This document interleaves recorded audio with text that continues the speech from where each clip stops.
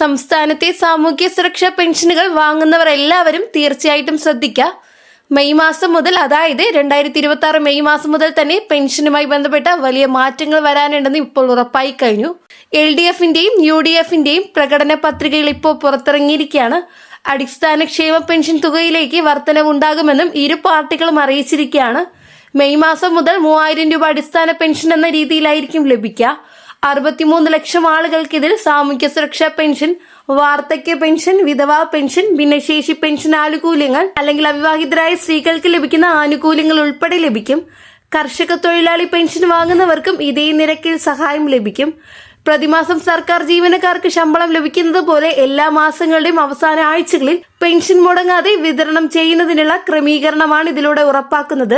63 ലക്ഷം പേർ എന്ന് പറയുമ്പോൾ തന്നെ വോട്ടവകാശമുള്ളവർ ഏകദേശം 25% ആളുകൾ ഇതിൽ ഉൾപ്പെടുന്നു. അതിനാൽ അവരുടെ അവകാശങ്ങൾ സംരക്ഷിക്കുകയാണ് ഇരു പാർട്ടികളുടെയും പ്രധാന ലക്ഷ്യം. ഇപ്പോൾ 2000 രൂപ പെൻഷൻ ലഭിക്കുന്നവർ ശ്രദ്ധിക്കുക. മെയ് മാസം മുതൽ 3000 രൂപ ലഭിക്കും. ഇത് ബാങ്ക് അക്കൗണ്ടുകളിലോ കൈകളിലോ തടസ്സമില്ലാതെ ലഭിക്കുന്നതായിരിക്കും. ഇനി നമ്മൾ ചെയ്യേണ്ട പ്രധാനപ്പെട്ട കാര്യം സർക്കാർ ആവശ്യപ്പെടുന്ന വരുമാന സർട്ടിഫിക്കറ്റ് സമർപ്പിക്കുക. ബയോമെട്രിക് മസ്റ്ററിംഗ് സമയത്ത് പൂർത്തിയാക്കുക. നോൺ റീമാരേജ് സർട്ടിഫിക്കറ്റ് ആവശ്യമായ സ്ത്രീകൾ അത് സമർപ്പിക്കാനായിട്ട് ശ്രദ്ധിക്കുക. ഇവയൊക്കെ ചെയ്താൽ മതി. നിലവിൽ 2000 രൂപ പെൻഷൻ തടസ്സമില്ലാതെ തുടരുന്നു. സാധാരണയായി എല്ലാ മാസവും 25-ാം തീയതിക്ക് ശേഷം വിതരണം നടക്കുന്നു. ഇപ്പോൾ 4000 രൂപ വിതരണം ചെയ്തിട്ടുണ്ട്. മാർച്ച് മാസത്തെ 2000 രൂപയും ഈസ്റ്റർ, വിഷു എന്നിവ കാരണം ഏപ്രിൽ മാസത്തെ മുൻകൂറായി നൽകിയതാണ്. ഇത് ബാങ്ക് അക്കൗണ്ടുകളിലേക്ക് ട്രാൻസ്ഫർ ചെയ്ത് കഴിഞ്ഞു. വീട്ടിലേക്ക് പെൻഷൻ തുക എത്തുന്നവർക്കും കൈമാറലും തുടരുന്നു. ഏപ്രിൽ മാസം അവസാന ആഴ്ചയിൽ പെൻഷൻ വിതരണം ഉണ്ടാകില്ല. ഇത് പ്രത്യേകിച്ച് ശ്രദ്ധിക്കുക. കേന്ദ്ര സർക്കാർ പെൻഷൻ ലഭിക്കുന്ന ഏകദേശം 8 ലക്ഷം ആളുകൾക്കും ഇത്തവണ ഇരട്ട തുക ലഭിക്കും. അതായത് 200 രൂപയ്ക്ക് പകരം 400 രൂപയും, 300 രൂപയ്ക്ക് പകരം 600 രൂപയും, 500 രൂപയ്ക്ക് പകരം 1000 രൂപയും ഇത് ബാങ്ക് അക്കൗണ്ടുകളിലേക്കും നിങ്ങൾക്ക് എത്തിച്ചേരുന്നതാണ്. പെൻഷൻ വിതരണം തടസ്സമില്ലാതെ നടക്കുന്നു. അർഹരായവർക്ക് അപേക്ഷിക്കാൻ മടിക്കരുത്.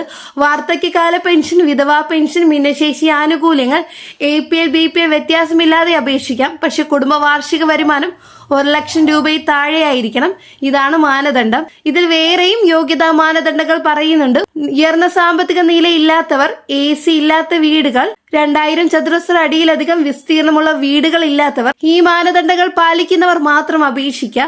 അപേക്ഷ അംഗീകരിച്ചാൽ അടുത്ത മാസം മുതൽ പെൻഷൻ നിങ്ങൾക്ക് ലഭിക്കുന്നതായിരിക്കും. വളരെ പ്രധാനപ്പെട്ട ഒരു ഇൻഫർമേഷൻ ആണ് ഇന്നത്തെ വീഡിയോയിലൂടെ ഷെയർ ചെയ്തിട്ടുള്ളത്. ഈ ഒരു വീഡിയോ നിങ്ങൾക്ക് ഉപകാരപ്പെട്ടാൽ നിങ്ങളുടെ സുഹൃത്തുക്കളേക്ക് ഷെയർ ചെയ്ത് എത്തിക്കാൻ മറക്കരുത്. വീഡിയോ ഉപകാരപ്പെട്ടാൽ ചാനൽ സബ്സ്ക്രൈബ് ചെയ്യുക, ബെല്ലൈക്കൺ അമർത്താനും മറക്കരുത്. നെക്സ്റ്റ് ഡെയിലി അപ്ഡേറ്റ്സുമായിട്ട് കാണാം. എല്ലാവർക്കും നന്ദി, നമസ്കാരം.